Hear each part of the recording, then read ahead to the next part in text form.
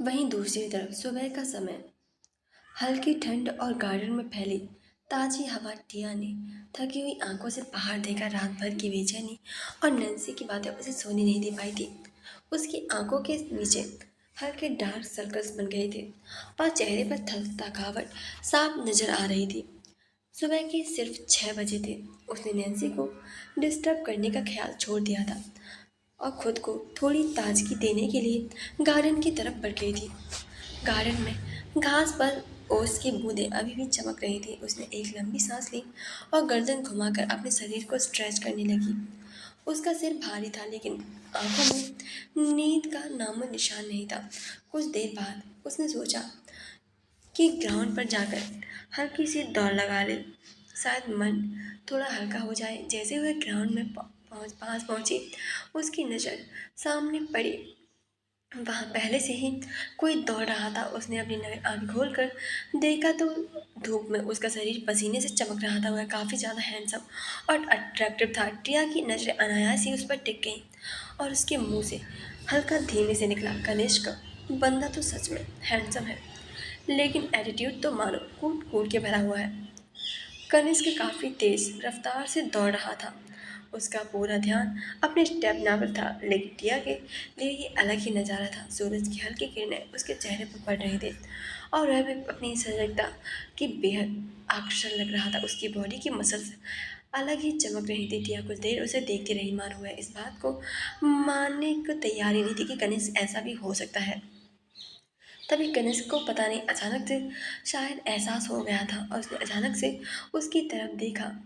जब टिया ने देखा कि वह उसकी तरफ ही देखने लगा है तो उसकी आंखें थोड़ी सी बड़ी हो गई और वह हड़बड़ाहट में अपनी नज़रों को उस पर से हटाने लगी वाली थी कि तभी फिर अचानक से उसकी आंखें हैरानी से फटी की फटी रह गईं, क्योंकि अचानक से कनिष्क उसकी तरफ ही आने लगा था और उसकी मुस्कुराहट को देखकर टिया को बिलीव नहीं हुआ कि वह वही है।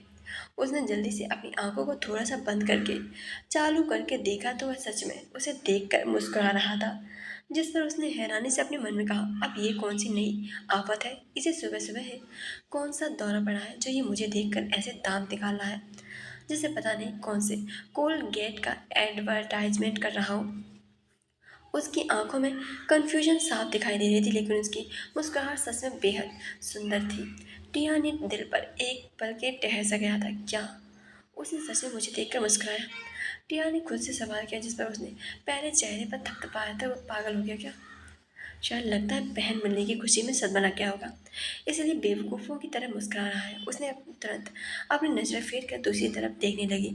तभी कनिष्क का ऐसा व्यवहार अजीब और असहज लगा। फिर टिया ने से दौड़ने का निश्चय किया और उसने अपने जूतों को फीते कसे और कनिष्क की दूसरी साइड में दौड़ने लगी, मानो इसे इग्नोर करने की पूरी कोशिश कर रही हो। लेकिन कुछ ही मिनट में उसे पीछे से अपने किसी के कदमों की आवाज़ सुनाई दी। नहीं, ये नहीं हो सकता, उसने सोचा और पीछे मुड़कर देखा तो कनिष्क अब उसके काफ़ी करीब दौड़ रहा था। उसे देखकर वह हैरान हो गई और मन में बोली, आज इसे हो क्या गया है? ये इतना अजीब बिहेव क्यों कर रहा है? अब मेरा पीछा क्यों कर रहा है? वह सोच यह सोच उसने जल्दी से अपनी दौड़ने की रफ्तार को बढ़ा दिया, लेकिन यह देखकर कनिष्क ने अपनी रफ्तार बढ़ा ली और फिर वह भी उसने कुछ कदम की दूरी पर आ गया। यह देखकर उसने फिर से अपनी दूसरी तरफ दौड़ लगा दी, जिस पर कनिष्क ने फिर से उसकी स्पीड को मैच कर लिया। यह देखकर अब टिया झुंझुला गई थी। उसने ऐसा काफ़ी बार किया और कनिष्क हर बार उसके साथ दौड़ने लगता था। उसने झुंझुलाकर रुकते हुए अपनी सांस को संभालते हुए कहा, तुम क्या कर रहे हो? जिस पर कनिष्क ने हल्के से मुस्कान के साथ कहा, दिखाई नहीं दे रहा क्या? तुम्हारे साथ दौड़ रहा हूँ, कोई दिक्कत है क्या? जिस पर टिया को समझ नहीं आया कि वह क्या जवाब दे। उसने घूर कर उसकी ओर देखा। उसकी सांसें तेज चल रही थी और कनिष्क की बेफिक्री उसे और भी ज़्यादा परेशान कर रही थी। उसने इरिटेट होकर बोला, दिक्कत तो कोई नहीं है, लेकिन मुझे एक बात बताओ, आज तुमने कोई भांग पी है क्या, या फिर हंसने वाली दवाई खा ली है? जब से देख रही हूँ मुझे देखकर हंसे जा रहे हो। जिस पर कनिष्क ने उसे अजीब नज़रों से देखते हुए कहा, ये क्या बोल रही हो तुम? हंसना कोई गुनाह है तो नहीं है ना? अब क्या हंस भी नहीं सकता? जिस पर टिया ने कहा, हंस सकती हो, लेकिन तुम्हें हंसते हुए कभी देखा नहीं है। तो आज अजीब लग रहा है। जिस पर कनिष्क ने बड़ी मुस्कान के साथ कहा, तो आदत डाल लो, क्योंकि अब तो मुझे ऐसे ही डेली मुस्कुराने वाला हूँ। जिस पर टिया ने गहरी सांस लेकर वापस से दौड़ना शुरू करते हुए कहा, हाँ सही मुस्कुराओ, खून बढ़ेगा और अच्छी लगती है तुम्हारी मुस्कुराहट। जिस पर कनिष्क ने मुस्कुराकर दौड़ लगाते हुए कहा, अच्छा ऐसा क्या, तुम क्यों नहीं मुस्कुराती? जिस पर टिया ने कहा, ऐसे सवाल, ऐसे कैसे सवाल, मुझे नहीं पसंद मुस्कुराना, सिंपल। जिस पर कनिष्क ने मुंह बनाकर कहा, पहली बार किसी को देख रहा हूँ जिसे मुस्कुराना नहीं पसंद, काफी अजीब है। जिस पर टिया ने कुछ नहीं कहा और फिर पूछा, तुम मेरे साथ क्यों दौड़ रहे हो? जिस पर कनिष्क ने हंसते हुए कहा, बस लगा कि अकेले दौड़ने में मजा नहीं है। जिस पर टिया ने हैरान होकर तंज कसते हुए कहा, अकेले? लेकिन तुम्हें तो अकेले लड़ना रहना पसंद है ना? तुम्हारी जिंदगी में बाकी लोग जगह भी कहाँ रखते हैं? जिस पर कनिष्क मुस्कुराते बोला, हर दिन एक जैसा नहीं होता, और वैसे भी तुम्हारे साथ दौड़ना एक नई बात है, सोचा ट्राई कर लूँ। टिया ने उसकी बात पर घूर कर देखा, वह समझ नहीं पा रही थी कि ये बदलाव अचानक कैसे आ गया। अरे वाह, आज सूरज पश्चिम से कैसे निकला?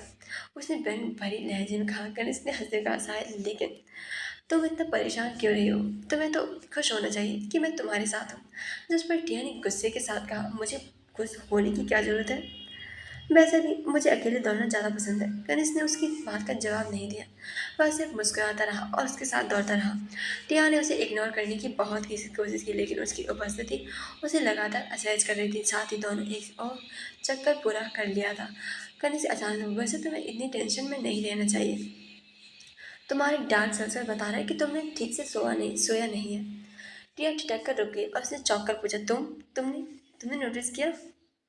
जिस पर कनिष्क ने गंभीरता से कहा, क्योंकि जो लोग मुझसे भागने की कोशिश करते हैं उन्हें मैं आसानी से पकड़ लेता हूँ। टिया ने उसकी बात पर कोई जवाब नहीं दिया हुआ, उसकी इस गहराई हुई बात से चुप हो गई थी।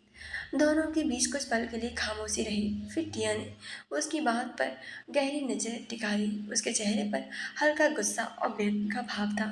उसने घूरते हुए कहा, सोए तो तुम भी नहीं हो, तो तुम्हें कौन सी टेंशन है, ये बताओ? अब कनिष्क भी अचानक से ठिठक गया था। उसके कदम रुक गए और उसने टिया की तरफ हैरानी से देखा। टिया की बात पर एक सटीकता थी, उसने उसे चुप करा दिया था। टिया ने उसकी ओर पलट कर देखा, लेकिन जैसे ही उसे रुका हुआ पाया, उसने इग्नोर करते हुए, क्या, क्यों रुक गए? जवाब नहीं है तुम्हारे पास? उसने व्यंग्यात्मक स्वर में कहा, फिर खुद को संयमित करते हुए दौड़ने लगी। कुछ पल के लिए कनिष्क वहीं खड़ा रहा, जैसे कुछ सोच रहा हो। फिर उसने धीरे धीरे दौड़ना शुरू किया। कुछ ही देर में टिया के करीब पहुंच गया था। उसने हल्की मुस्कान के साथ पूछा, ये कैसे पता चल तुम्हें? जैसे वह टिया के जवाब की गहराई को जानना चाहता हो।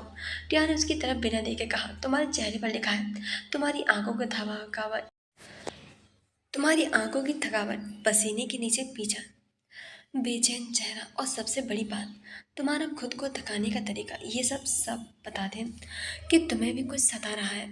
कनिष्क उसकी बात सुनकर मुस्कुराया और बड़ी पैनी नजर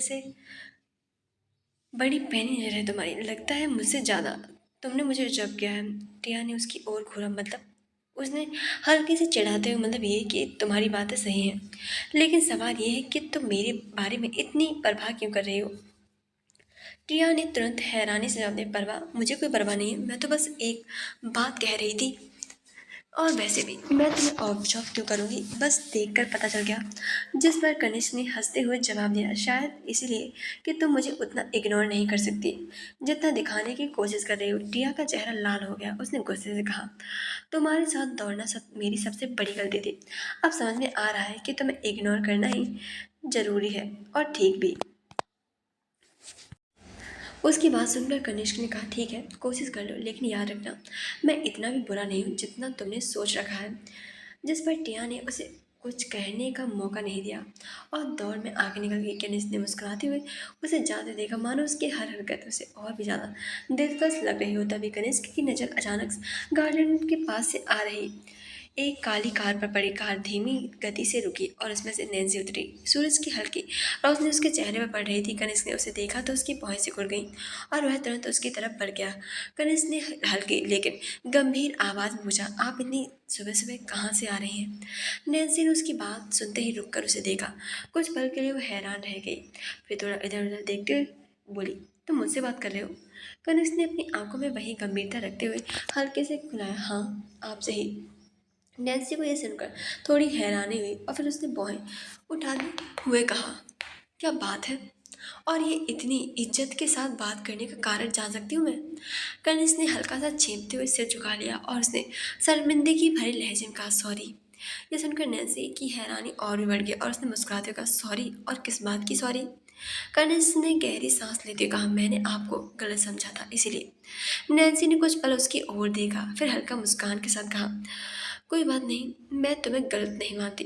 अगर मैं तुम्हारी जगह होती तो शायद मैं भी यही करती, लेकिन उसने रुककर कनिष्क की आंखों में देखा और आगे कहा, अगर तुमने माफ़ी मांग रहे हो तो मुझे भी माफ़ी चाहिए। मेरा बर्ताव तुम्हारे साथ सही नहीं था, मुझे ऐसा नहीं करना चाहिए था। कनिष्क ने उसकी ईमानदारी देखी और थोड़ी राहत महसूस किया। उसके सिर झुकाकर कहा, शुक्रिया, बट मुझे अपनी गलती का एहसास है, मुझे ऐसा कुछ भी नहीं करना चाहिए था। Sorry, I am really sorry. जिस पर नैन्सी ने उसे रोकते हुए कहा, ओके ओके, सब ठीक है, अब ये सॉरी सॉरी ख़त्म करो, मैं तुम्हें माफ़ करती हूँ। कनिष्क ने हल्की मुस्कान दी, लेकिन उसकी आंखों में कुछ सवाल थे। उसने झिझकते हुए पूछा, लेकिन मुझे आपसे एक सवाल करना है, पूछना है, आपने मेरी दीदी की जान कैसे बचाई? यह सुनते ही कनिष्क का चेहरा थोड़ा सा गंभीर हो गया। उसके चेहरे पर परेशानी के भाव थे। उसके चेहरे पर गंभीरी परेशानी देखकर कनिष्क ने तुरंत पूछा, क्या हुआ? कोई परेशानी है क्या? अगर है तो आप मुझे बता सकती हैं। उसकी आवाज़ में सच्ची चिंता थी। नैन्सी ने गहरी सांस ली और कहा, ठीक है, फिर मेरी हेल्प करो। वैसे भी मैं कर सकती हूँ, लेकिन फिर भी अगर तुम कर दोगे तो मैं थोड़ा रिलैक्स कर सकती हूँ। यह सुनकर कनिष्क ने अचानक खुश होकर कहा, बताइए, मैं आपकी क्या मदद कर सकता हूँ? नैन्सी ने एक पल उसे देखा और उसको ठहरा भरी आवाज़ में कहा, मुझे आधे घंटे में पता लगाकर बताओ कि कल रात आदित्य ओबरॉय पर हमला किसने करवाया था। जल्द से जल्द पता लगाओ। कनिष्क यह सुनकर अवाक रह गया। उसने हैरानी से पूछा, क्या कहा? मिस्टर आदित्य ओबरॉय, उस पर हमला हुआ था? लेकिन कब और कैसे, और आपको कैसे पता? नैन्सी ने उसकी बात को बीच में ही काटते का, सवाल ज़्यादा बाद में करना, पहले ये पता करो कि ये हमला किसने करवाया, और जल्दी से करो। उनकी जान खतरे में हो सकती है, पर ध्यान रखना ये जानकारी पूरी तरीके से सीक्रेट रहे। किसी और को कानो कान इसकी खबर तक नहीं होनी चाहिए। कनिष्क को उसके आदेश में एक शक्ति नजर आई। उसने बिना किसी और सवाल के सिर झुक से लाया और तुरंत अपने फ़ोन निकालकर कुछ कॉल्स लगाना शुरू कर दिया। नैन्सी वहीं खड़ी रही। उसकी आंखें अब भी चिंता और हल्की बेचैनी में डूबी हुई थी। कनिष्क ने तेजी से अपने नंबर डायल किया और उसकी आवाज़ में गंभीरता और इमरजेंसी, विक्रम, मुझे 1 घंटे में अंदर पूरी जानकारी चाहिए। कल रात मिस्टर आदित्य ओबरा पर हमले की हर डिटेल निकालो। कौन था, किसके साथ ऑर्डर पर हुआ था, और क्या मकसद था? छोटी से छोटी, बड़ी से बड़ी जानकारी चाहिए, जल्दी करो। विक्रम ने दूसरी तरफ से जवाब दिया, ठीक है सर, मैं अभी काम पर लग जाता हूँ। उसकी बात सुनकर कनिष्क ने फ़ोन काटा और नैन्सी की तरफ पलटते हुए बोला, मैंने काम शुरू करवा दिया है, आपको जल्दी पूरी जानकारी मिल जाएगी। नैन्सी ने सिर हिलाया, लेकिन उसकी आवाज़ में अब भी थोड़ी सी अजीब सी बेचैनी थी। उसने गहरी सांस लेते हुए कहा, ठीक है। कनिष्क ने गंभीरता से सिर हिलाते हुए कहा, आप चिंता मत कीजिए, जो कुछ भी होगा सिर्फ आपको ही रिपोर्ट किया जाएगा।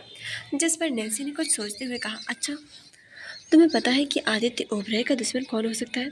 कनिष्क ने थोड़ा रुक कर जवाब दिया, आदित्य सर के दुश्मन तो बहुत है, जो जिस मुकाम पर है तो उनके दुश्मन ना हो ये तो संभव ही नहीं है। लेकिन इतना बड़ा हमला ये कोई साधारण व्यक्ति तो कर ही नहीं सकता। लेकिन नैन्सी उसकी बात को सुनकर एक पल के लिए चुप हो गई थी। फिर उसने गहरी आवाज़ में कहा, तुम सही कह रहे हो, मुझे भी लगता है कि ये शायद। उसके दिमाग में एक नाम दौड़ गया, शायद ऋषभ। यह याद आते ही उसका चेहरा सीरियस हो गया। उसने जल्दी से कहा, क्वीन ऑर्गेनाइजेशन, हमें जल्दी से जल्दी वहाँ जाना होगा।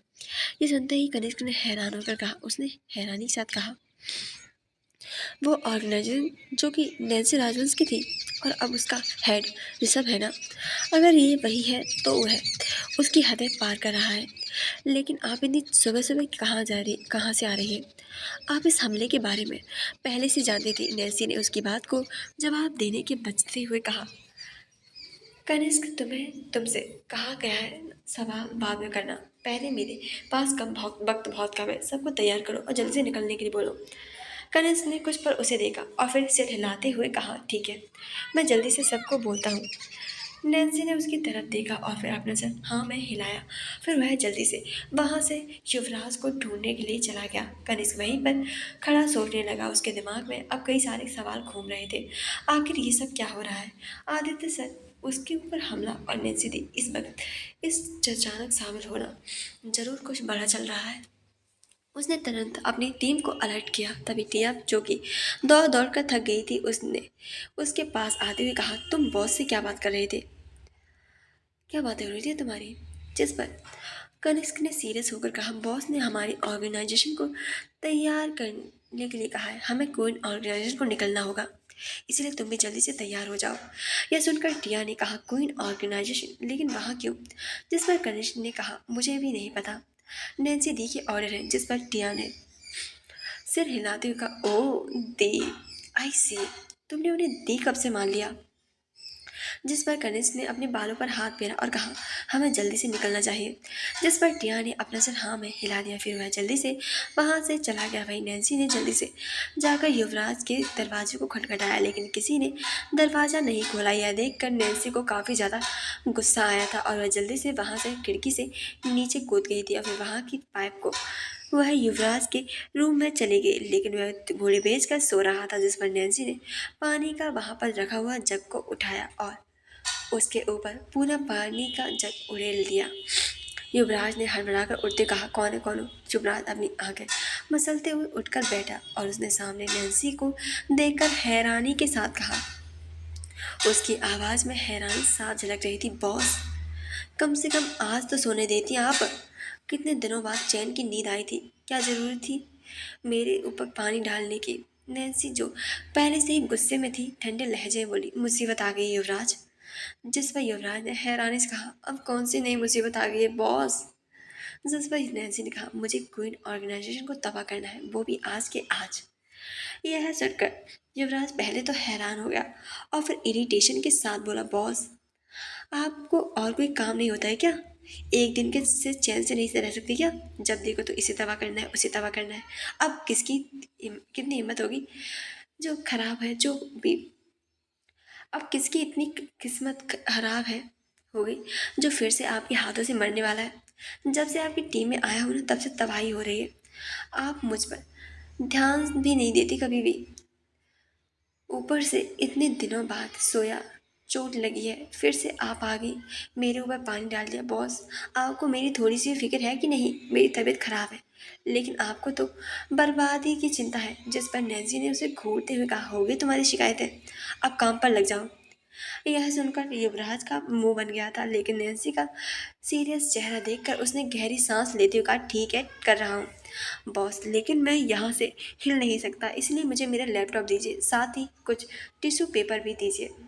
साफ चीज कर लूँ खुद को, सामने तो पूरा बिखा दिया है। नैन्सी जो पहले से ही चिड़ी हुई थी, उसकी इस बात पर और भी ज़्यादा गुस्से से भर गई थी, लेकिन वह क्या ही कर सकती थी। उसने घूरते हुए मेज पर पहले से टिश्यू पेपर पेपर दिए, जिससे वह खुद को साफ करने लगा। फिर उसका लैपटॉप उठाया और युवराज के हाथ को थमाते हुए गुस्से से कहा, अगर इतनी चोट है तो पहले ही आराम कर लेते, अब बहाने मत बनाओ। रात को लैपटॉप में घूरने की जगह आराम करना चाहिए था ना। अब जल्दी से काम पर लगो। जिस पर युवराज ने हैरानी से कहा, क्या कहा? आपको कैसे पता कि मैं लैपटॉप चला रहा था? कि आपने मेरे ऊपर कोई सीक्रेट कैमरा तो नहीं लगाया ना बॉस? आप मेरे ऊपर नज़र रखती है। जिस पर नैन्सी ने लैपटॉप की तरफ इशारा किया तो लैपटॉप युवराज लैपटॉप में देखा तो यह अभी भी ऑन था और उस पर नेटफ्लिक्स खुला हुआ था, जिसमें वॉच लिस्ट में 365 मूवीज शो हो रही थी। यह देखते ही उसका मुंह खुला का खुला रह गया। उसने हैरानी से नैन्सी को देखा, जिसके चेहरे पर कोई भी एक्सप्रेशन नहीं थे।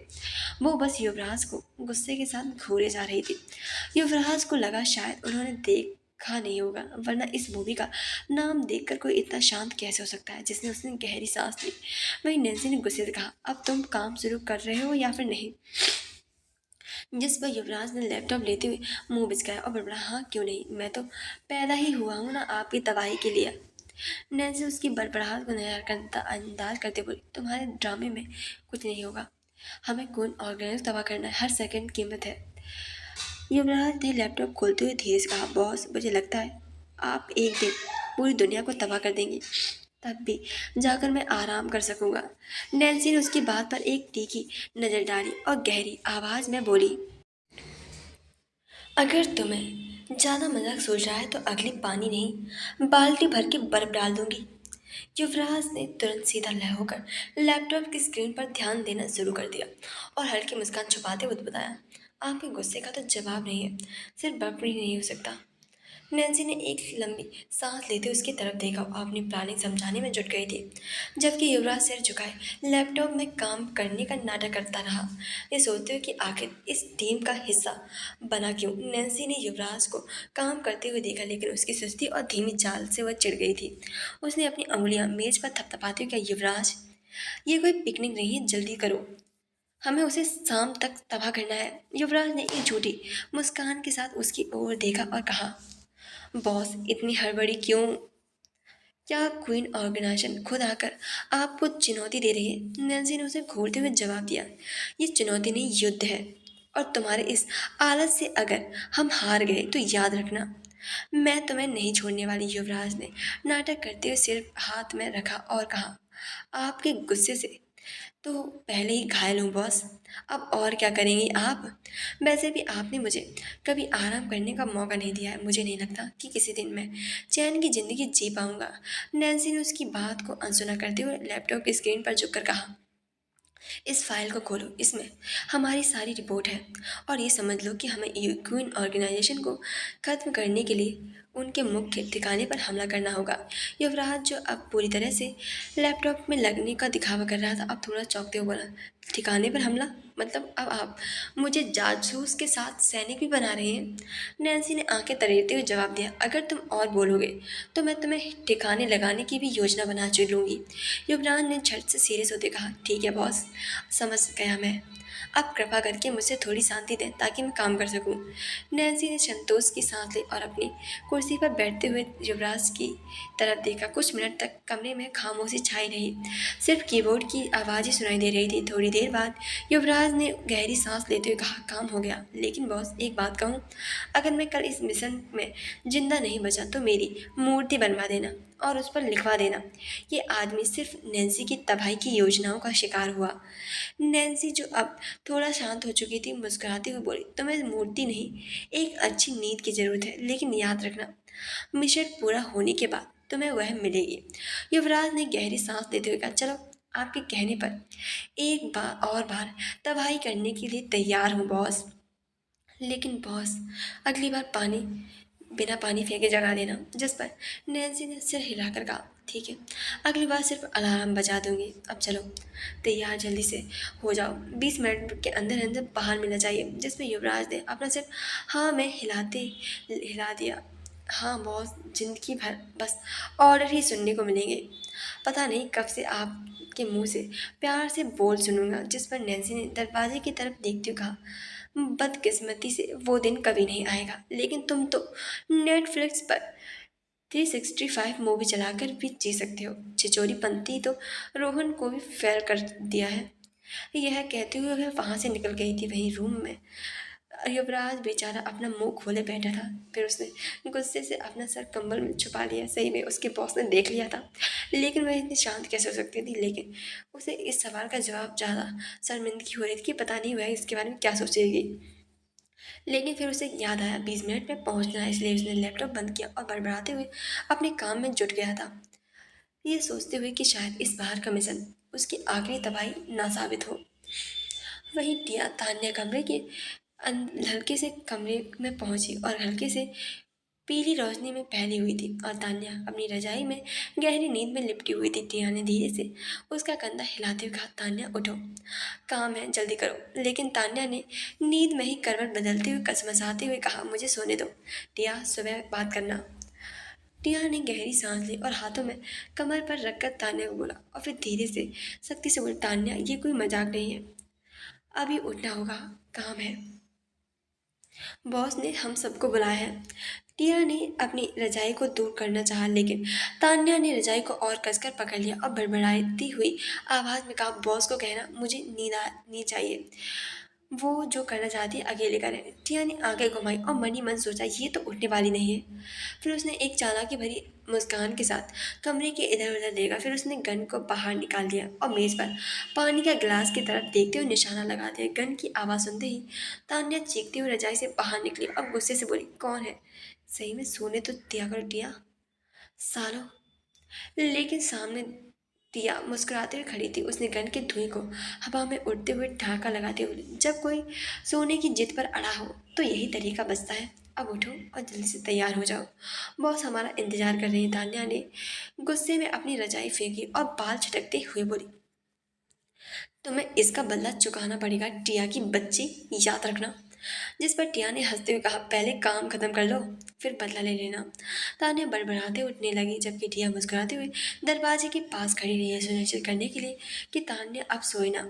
टिया ने तान्या को घूरते हुए कहा, तुम्हारे पास सिर्फ 20 मिनट है तैयार होने के लिए। अगर उससे ज़्यादा लिया तो मैं बॉस के पास जाकर तुम्हारे आलस की शिकायत कर दूंगी। उसकी बात सुनकर तान्या ने भी गुस्से के साथ रजाई को फेंकते हुए कहा, ठीक है, तुम जाकर शिकायत कर दो, वैसे भी तुम बॉस की फेवरेट हो।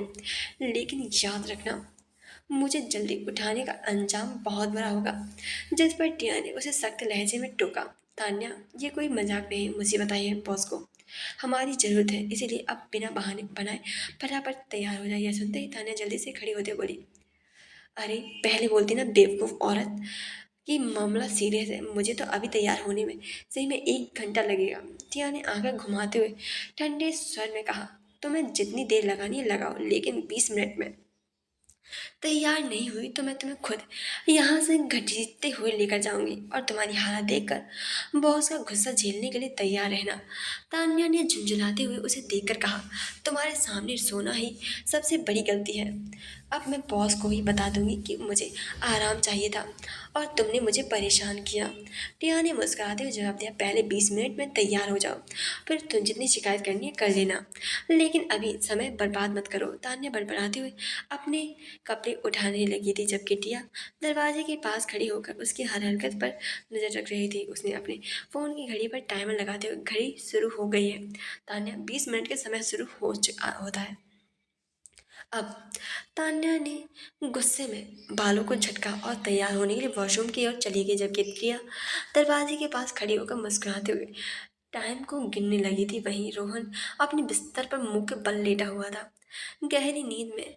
बेचारी सुंदर सुंदर लड़कियों के सपने देखते हुए चेहरे पर एक बड़ी सी मुस्कान को लिए हुए था, जैसे वह किसी परम राजकुमारी के साथ रंगरलिया किसी महल में मना रहा हो। लेकिन तभी एक तेज आवाज ने उसके कानों को लगभग चीर दिया था, जिस पर रोहन चौंक कर उठ गुस्से से उठ बैठा और गुस्से से चीखते बोला, क्या मरने का शौक है? किसने किया ये? जैसे उसने अपनी धुंधली नगरों आंखों से सामने देखा तो वहां पर कनिष्क खड़ा था, हाथों में फोन को पकड़े हुए। कनिष्क के चेहरे पर थोड़ी चौड़ी करते हुए बोला, तुम यहाँ कर रहे हो? जिस पर कनिष्क ने शांत लहजे में जवाब दिया, मैं यहाँ तुम्हें उठाने आया हूँ, 20 मिनट में तैयार हो जाओ, नैन्सी ने हमें बुलाया है, हमें मिशन पर निकलना है। जिस पर रोहन ने आंखें छोटी करते हुए एटीट्यूड से कहा, वाह, एक रात में ही एटीट्यूड तुम्हारा चेंज हो गया, यही ना मेरे बॉस, यही है मेरे बॉस का कमाल। और फिर एटीट्यूड के साथ अपनी रजाई वापस खींचते हुए बोला, फिर तुम कौन होते हो मुझे आदेश देने वाले? मैं तुम्हारी बात क्यों मानूं? जिस पर कनिष्क ने गहरी सांस ली, लेकिन उसका चेहरा शांत नहीं था। उसकी कंधे उचका दिया, ठीक है मत मारो, लेकिन जब नैन्सी दी आएंगी और तुम्हारा सिर फोड़ कर तुम्हें उठाएंगी तब मुझे दोष मत देना। जिस पर और फिर से लेटने की कोशिश कर रहा था कि यह एक पल के लिए रुका और कनिष्क की बात विचार को करने लगा, लेकिन अपने स्वाभाविक एटीट्यूड में उसने करवट बदलते हुए बढ़ाया, मुझे कोई फर्क नहीं पड़ता, मैं बॉस को संभाल लूंगा, अभी मुझे सोने दो। कनिष्क जिसे रोहन के इस नाटक की भनक थी, बिना प्रतिक्रिया दिए अपने फ़ोन पर टाइमर लगाते हो, 20 मिनट तुम्हारे पास है, उसके बाद मैं तुम्हें दोबारा जगाने नहीं आऊँगा, नैन्सी दी को खुद बुला लूँगा और तुम्हें पता है वह तुम्हें कैसे उठाएंगी। रोहन ने उसे अनसुना करते हुए अपनी रजाई खींच ली, लेकिन कनिष्क की शांति उसे धीरे धीरे खलने लगी थी। कुछ देर बाद कनिष्क का टाइमर का अलार्म बजने दे दिया और धीरे से कहा, समय खत्म रोहन, अब नैन्सी दी को बुलाने जा रहा हूँ, तैयार रहना। रोहन जो भी अभी रजाई में छुपा हुआ था तुरंत उठ बैठा और बोला, रुको रुको रुको, मैं तैयार होना हूँ, लेकिन याद रखना मैं ये सब तुम्हारे लिए नहीं कर रहा, सिर्फ बॉस की वजह से। कनिष्क ने हल्की मुस्कान के साथ सिर हिलाया और दरवाजे की ओर बढ़ते हुए बोला, जो भी सोचो, अब 20 मिनट है, लेट मत होना। यह सुनकर बड़बड़ाता हुआ बिस्तर से उठने लगा था। कनिष्क उसकी हरकत को देखकर मुस्कुराते हुए कमरे से बाहर चला गया था। 20 मिनट बाद सभी लोग नैन्सी के आदेश का पालन करते हुए कमरे के बाहर बिला के बाहर खड़े थे। नैन्सी हर किसी के चेहरे पर अपनी अपनी परेशानियां झलक रही थी और सबकी परेशानी साफ झलक रही थी। सिर्फ कनिष्क और अंशुमन और टिया को छोड़कर रोहन बार बार अपनी कलाई घुमाकर अपनी चोट दिखा रहा था, मानो उस सबको बताना चाह रहा हो कि वह कितनी तकलीफ में है। तान्या अपनी गीली बालों को लकड़ों को झटकते हुए झुंझलाई हुई लग रही थी और युवराज जो अभी भी अपनी नींद से पूरी तरह ना करवाने से चिढ़ा हुआ था, गहरी सांस लेते हुए बड़बड़ाया, ये बॉस हमें चैन से जीने क्यों नहीं देती? हर बार कोई ना कोई इमरजेंसी आ ही जाती है। मैं तो सोच रहा हूँ इस बार टीम को ही छोड़ दूँ। टिया जो कि शांति गंभीर दिखने की कोशिश कर रही थी, रोहन की शिकायतों का नजरअंदाज करते हुए बोली, कम से कम तुम सबने तैयार होने से बहाने तो नहीं बनाए।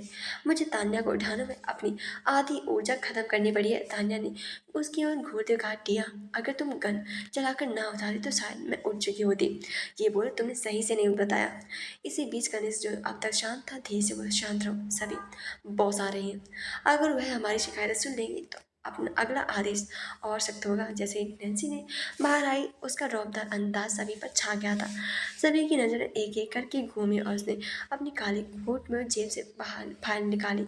सभी ने उनकी तरफ कुछ कहने के लिए मुंह खोला ही था कि उसने सिर्फ एक नज़र सब पर डाली और वह इतनी नज़र तीखी थी और गंभीर थी कि सबके शब्द जैसे उसके मुंह में ही रह गए थे। रोहन जो अपनी चोट दिखाने की कोशिश कर रहा था, तुरंत सीधा खड़ा हो गया। तुरंत तान्या ने अपनी बाल ठीक करना बंद कर दिया था। युवराज ने शिकायत करने का ख्याल छोड़ दिया था। नैन्सी ने बिना एक शब्द कहे फाइल को बंद किया और कारों की तरफ इशारा किया और उसकी नज़र साफ कह रही थी कि मुझे किसी की शिकायत नहीं सुननी, काम करो चुपचाप। सभी लोग चुपचाप अपनी अपनी कार की तरफ बढ़ने लगे थे, मानो कोई और विकल्प ही ना हो।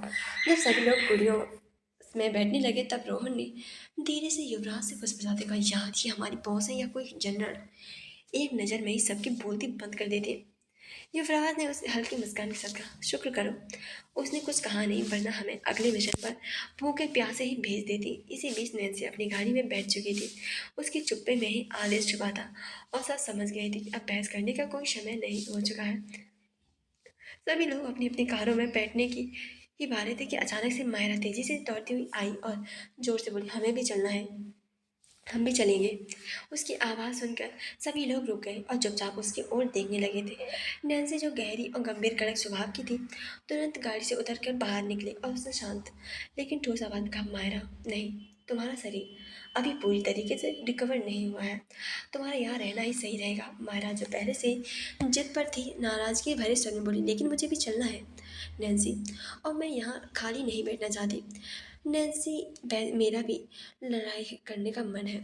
नैन्सी उसकी ओर गंभीरता से देखा और सख्त लहजे में जवाब दिया, आप जानती हैं मायरा कि ये सही नहीं है। आपका शरीर अभी भी कमज़ोर है और इस मिशन के लिए पूरी ताकत की ज़रूरत है। आप नहीं जा सकती हैं। तभी टिया जो अपनी दीदी की फिक्र में था आगे बढ़ा और मायरा के पास खड़ा हो गया और शांत और समझाने वाले स्वर में कहा, दी प्लीज़ हमारी चिंता मत कीजिए, आप यहाँ रहकर आराम करें, हम सब कर लेंगे, सब संभाल लेंगे। मायरा ने कनिष्क की बात सुनकर कुछ पल के लिए कुछ सोचने का भाव अपने चेहरे पर दिखाया। इस बीच बाकी टीम ने सभी सदस्य भी गाड़ियों से उतरकर मायरा की ओर देखने लगे थे। उनके चेहरे पर साफ साफ चिंता और सम्मान झलक रहा था। उन्होंने एक साथ अपना सिर हाँ मैं हिला रहा हूँ, मायरा सब उसे यही रुकने का बोल रहे हो।